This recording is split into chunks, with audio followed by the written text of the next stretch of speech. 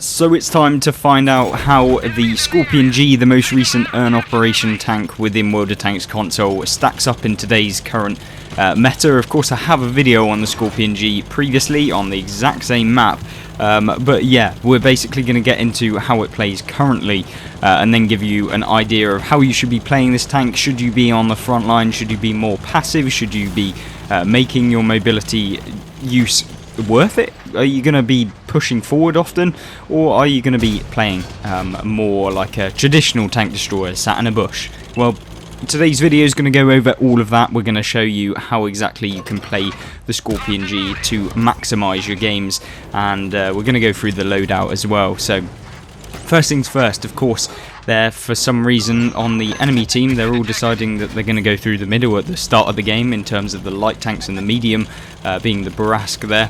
Don't know why they decided that they're just going to YOLO through, but we're going to be putting rounds into whoever we can as and when we can. Now that is where the Skorpion G becomes super nice within the game, and that is because of its accuracy. Now the accuracy of the Skorpion G on its standard rounds without any equipment, I believe, is 0.3 accuracy, which is amazing. Obviously with the accuracy perks that you can get now, you can actually bring that down to like 0.2.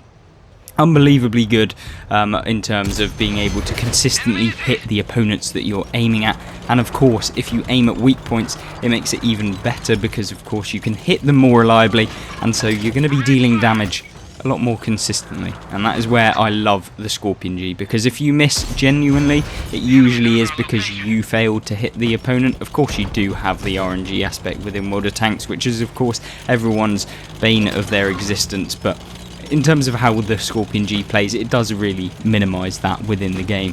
So that's kind of a benefit of playing the tank. As far as actually using it in this game in particular, we're in a tier 9 game. We've got type 5 heavy or type 4 heavies on the enemy team. Obviously they're trying to get towards that type 5 heavy on the on-track event that's currently in game.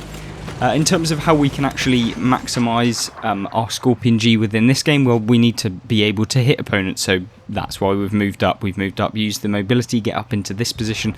You don't want to be the first one forward, because the Skorpion G doesn't have armour. Now, it does have a Panther hull, but the turret of the tank is basically paper. You're not going to be bouncing anything, and even the Panther hull, let's face it, when you're coming up against tier 8 and tier 9 tanks, and even the tier 10 games that you'll reliably get into in a Skorpion G, well, you're going to get penned pretty much auto-aim by anyone that is basically playing this game, so it's not so much fun. But as you can see, we're just putting rounds into opponents as and when we can. We've picked up 1800 damage. Now, you know, that's going to make you a little bit of credits within the game. Of course, we haven't needed to fire any premium rounds, which is obviously quite nice. And of course, if you do get into those tier 10 games where you're finding the 242mm of penetration on the standard rounds is a little bit too bad, you can load the premium and you can have 310, I believe, somewhere in that region of millimeters of penetration, which, trust me, is more than enough to go through the majority of heavy tanks and most of the tanks in the game that are at tier 10. If you go for the weak point, of course there is still some situations where you probably won't be able to deal that damage consistently to those heavy tanks if they, you know, are wiggling and making it quite difficult. Things like the Type 5 can be a little bit of a pain, because you just need the sheer penetration that the Skorpion G, when you're 2 tiers below, doesn't really have. Yes, you can still have good games, but often it's not enough, and yeah, you are going to be bouncing off of tanks like that. Now something hits us there. I wasn't sure if it was the Type 5 or Type 4, but yeah, we took a nice 400 alpha damage hit right there, which is kind of annoying. Maybe it was the Concept 1B, and the Type 4s are the things that we're going to be seeing later on in the replay as we have to come up against them one-on-one. Now, we get hit in the back, which I 100% knew was going to happen. That's because, obviously, I'm sat there. I knew that they'd push down that flank, and hence why I was turning to actually try and get away, but unfortunately we weren't quick enough. We should have thought about that quicker, or at least ducked into cover for that meantime whilst we became undetected, and then we could have potentially then escaped, and we wouldn't have taken that hit, which maybe would have meant we'd be on more hit points at the end of the game. But of course we can't do anything about that now, considering we are now on a one-shot for pretty much any tank within the game. Now I feel like when you get into a one-shot potential within World of Tanks, you play a lot better, because obviously you can't take those chancy shots. You have to make sure that every single time you take a shot at an opponent, you aren't going to be able to receive that damage, or at least that's how I feel like when I'm in the game. And of course we're going after the T-32 here. We hit him, high roll for 540. Yes, you can high roll again for those of you who haven't actually played World of Tanks in a little bit. High rolls are actually a thing again, rather than just low rolling for like 50% or 50 damage every single time you fire your gun and penetrate. Now 2,400 damage, we get spotted. Don't know what spotted us in terms of the tank on the enemy team, because there are just 4 heavies, a medium tank and a tank destroyer. I'm guessing it was the Barask up over to our left, but I'm not entirely sure. But we have to be a bit careful here. You see us pulling back behind this hill because the majority of their heavy tanks are over there, and this is the point where I'm starting to think, right, a lot of our tanks are actually getting taken out from behind me. If I'm stuck down here, this is an awful position, because no matter which angle I try and escape from, I'm going to get hit. And so this is the point in the game where we decide to make the difference, make the impact, get away and decide to relocate. And this is where it kind of, my game would have ended if I didn't move. And so that's the difference between someone that maybe hasn't played much World of Tanks, where they don't realise the positioning, compared to someone that, you know, like myself, has played 21,000 battles. I've played hundreds of 100+ days in-game of actual in-game time, I'm talking about, on the game. And so yeah, you kind of learn that as you go through, I'd expect anyway, if you've played over 100 days total game time, which is ridiculous. Now of course this is a terrible situation. It's 5 versus 6, but we've got a heavy tank that's up against 4 other tanks, make that 3 as the artillery there, or the brass shuts one down that was behind us, and the Concept 1B is now moving up. We're going to put 1 into him. Yes, we did hit him, 511 damage, thank you very much. And you'll notice that if you haven't already, you've seen the reload of this thing, which is just utterly bonkers. We didn't manage to get another damaging hit, which is really annoying, because I could have done with that, because it would have put him on a one-shot. Now we're having to come up against the Type 4s. Yes, this is the problem with the Skorpion G, is if you're coming up against the brute force of something like a Type 4, it really does become kind of annoying to be able to pen. And you see me, we haven't really got much of a shot. Luckily the artillery tracks the Type 4, which allows us to aim at that weak point, which is angled towards us, which means obviously we're going to have a better angle on actually dealing damage to him. Now instead of running away or trying to escape, what we're trying to do now is just spot for the artillery, because there's no way I'm going to be able to take out 2,000 hit points worth of damage before they reach me and detect me. And so this is why we're just trying to go for the lowest hit point tank, get one of them out of the game, and then because they are quite slow and lumbering, we may be able to get rid of the other one. But of course there is still that Skorpion G, the Barask, and of course the SU-122-54, which has a ridiculous DPM on a tank like that. Now we've picked up the damage on the Type 4, so we've got rid of one of them. There is still of course that one on 1,300 hit points, or at least he was when I was looking at him. Yep. And of course the SU-122-54, which is of course on a one-shot, because you saw we actually landed a shot on him right before he got undetected, which means he's probably in the region of maybe 10 hit points or something like that. We've got the Barask, who's on a decent chunk of hit points, and of course we've got the Concept 1B that was on 600 hit points, so it is doable, but I am going to need support from our team, which is the one thing in World of Tanks you can't necessarily rely on. Now, 7 APCR rounds, is that enough to come up against all of the tanks? Well, yeah, it definitely is.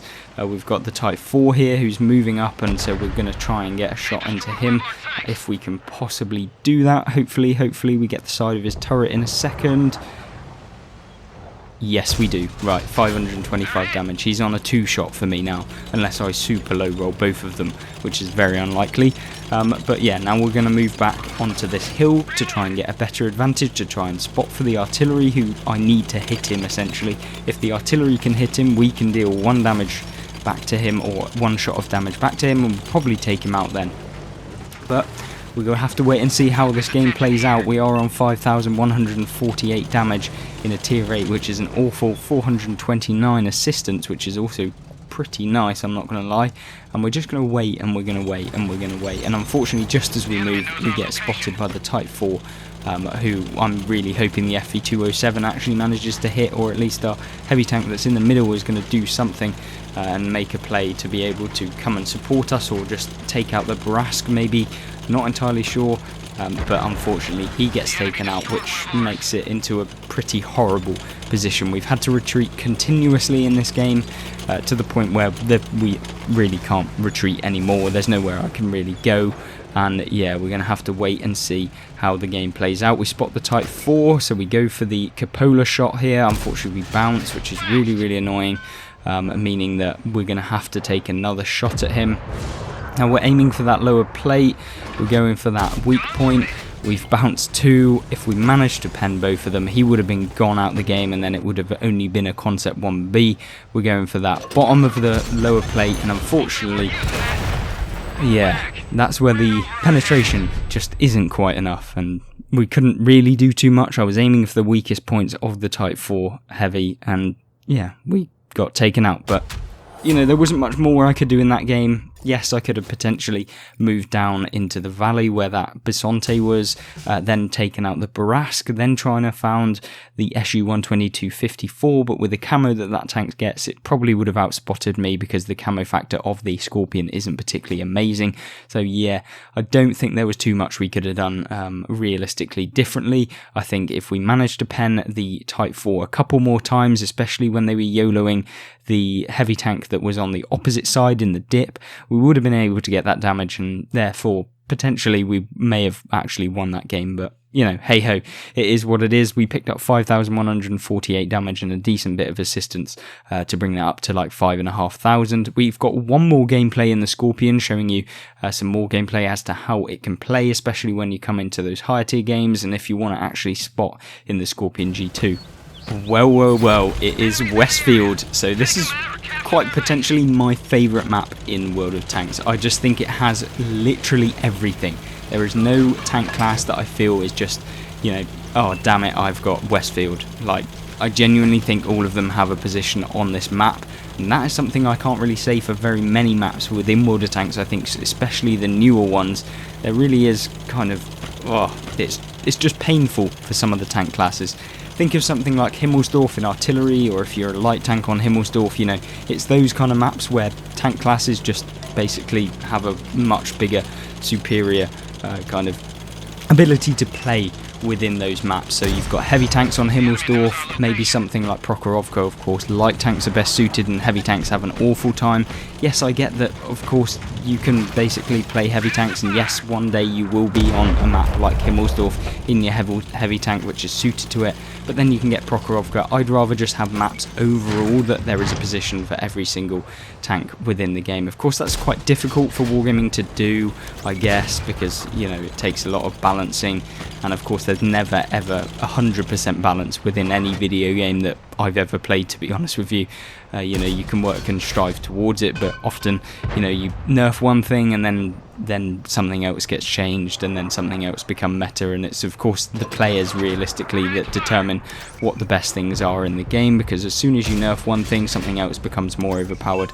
And yeah, unfortunately we've missed quite a few shots that I thought, oh, that was probably going to hit, but they didn't, and so we've basically done absolutely nothing within the first 2 minutes of this replay, which is kind of annoying. But then again, you know, now we'll make up for it by taking a hit at the Object 268 version 5. We track him as well, which means that, you know, that made up for the damage that we missed on the UDES earlier on. So 1,300 damage combined from that one shot is really nice, and that's what you want to be doing in World of Tanks. Is, of course, if you can track and pen your opponent, that is of course the best possible outcome, because once you track and pen your opponent, you know, your teammate can deal some assistance damage, it keeps them in place. Maybe you can deal damage back to them where maybe they would have got behind in cover before, and this is a position which I find on Westfield that allows you to do that. You can get shots on various different opponents, you can try and aim for the tracks, you can basically keep opponents locked down in a position that benefits you. And we did get spotted there by the Sheridan, which of course we don't want to get hit by the dirt gun on that thing. and so now we're kind of moving back down the hill. Not very many things behind us. Of course, you don't want to be using this position trying to poke onto opponents here if there's people behind you on the enemy team, because they'll be getting shots into the back of you, and you know, no one ever wants to be hit in the back. M60 here, he keeps moving up and we keep punishing him with a nice 490 alpha damage. I'm thinking that the Sheridan now is just deciding he's going to YOLO me, but luckily he does not decide he's just going to come for us, which would have been horrid, especially if he's got the 155mm, I think that gets, or the 150mm, yeah, the 850 total damage if he's got firing HE. So luckily he doesn't have the derp gun, which means that we can pick him up, and yeah, we've picked up 1600 damage, 1500 assistance, and now we can move on back to this flank to be able to get any more damage locked onto the opponents on this side. And this is a position that you've probably seen me use, especially in that game, using the new Skorpion 4. This was basically the position that allowed me to rack up something like 7,000 damage total, and then we picked up some assistance damage on top of that, I believe. Yeah, it was a fantastic game in the Skorpion, and I would 100% recommend maybe if you can trying out this position. You do need camouflage, so don't be coming here in your heavy tank. You have to use a tank that has camo, or at least vision ranged outspot opponents, so that you can use the bushes which are on the left, because this area is covered in bushes on this map, and so yeah, that's kind of what you want to be doing. In terms of what we've got to do now on this map is, of course, you have to push. If you want to get more damage, sometimes people forget that yes, you do actually have to move up and do something in a tank destroyer, otherwise you're going to be left behind. And the Skorpion G is no different. The absolute broken speed this thing can get up to, 50 kilometers an hour, means that you can rival medium tanks. And trust me, this thing does rival medium tanks. Unfortunately for everyone else though, you do have like 500 alpha pretty much compared to the medium tanks that are going to be having 300 alpha. So it's kind of a really strange tank in terms of how it plays, because it's not your necessarily traditional tank destroyer where it's slower and it can't really move and you can't do too much. This one really does have that mobility. As we Amarak the M60 there, we hit him one more time, 700 alpha. You see me take a screenshot there, or a recording. Yeah, this tank is just unbelievably fun. This tank is one of the ones that I would recommend to anyone. If you haven't actually done the operation that is in World of Tanks right now, 100% get on, do those 200 points or whatever it is to be able to do it in this week. It is 100% worth it. I can't guarantee you that you'll have as much fun in this tank destroyer as you possibly can. Oh, it's just a fantastic one. Now we try and go for the 430, but unfortunately we get hit twice from the Stone Cold. I didn't realise it was a Stone Cold, which of course is my mistake. But then again, we'll move up now and try and spot or get at least some more assistance damage on anyone that we can come up against. So, Stone Cold is here. What's he doing now? Oh, 430 gets spotted. We're going to take a shot at him. We set him on fire. Lovely jubbly. And now the Stone Cold is coming. We're going to try and put a shot into him. He stops. We put one into the side of him and we bounce. Excuse me? We bounced off the side of a Stone Cold. Yeah, this is kind of World of Tanks at its finest. We try and get the last shot in, but he takes us out, unfortunately, and our light tank decides to ram into him, giving him 3 extra damage as well. Not entirely sure what the T100 LT was doing, but of course it was a fantastic game overall. Maybe not the highest damage game that you'll ever see, because 3,500 in the Skorpion G is nothing special. Trust me, this tank can do 6k fairly easily, and you saw in the first gameplay how quickly it can rack up damage. Of course, 3,644 damage, 2,092 assistance, bringing the grand total up to 5,700 damage combined. I thought both of the replays really did show the Skorpion G in its finest element, where you can get into those positions and you can dish out the damage super quick, 490 in about 8.5 seconds, 9 seconds, depending on your equipment that you're going to be using in this tank. Thank you very much for watching. Let me know your opinions on the Skorpion G in the comment section down below on World of Tanks console, and of course let me know what other videos you want to see coming up next. I am going to be uploading every other day at the moment up until the end of the week. That's because I've got my dissertation for my masters coming up for submission on Monday next week, so hopefully we'll be able to continue with the daily update videos and upload videos after that. So there you go, that's a quick update for you guys. Thank you very much for watching once again. Thank you very much to the channel members, and I really do hope you enjoy the rest of your day, and I hope to see you in the next video. Goodbye.